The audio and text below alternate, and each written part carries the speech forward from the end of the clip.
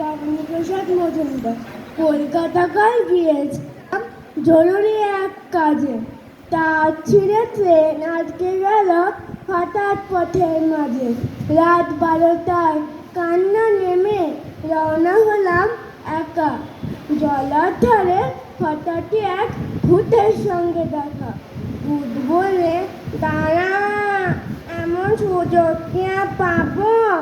এক্ষুনি তোর ঘাড় মটকে রক্ত চুষেই খাবো। কেঁদে বললাম, সে কি?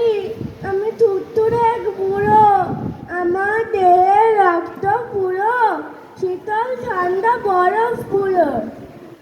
তার চেয়ে ভাই কোনো জোয়ান ছেলে মেয়ে দারুণ মজা পাবে তাদের গরম রক্ত খেয়ে। ভূত বললে, হোক ঠান্ডা, করবো তোকেই সবার। ইচ্ছে আমার হচ্ছিল আজ খুব কোল্ড ড্রিঙ্কস খাওয়া।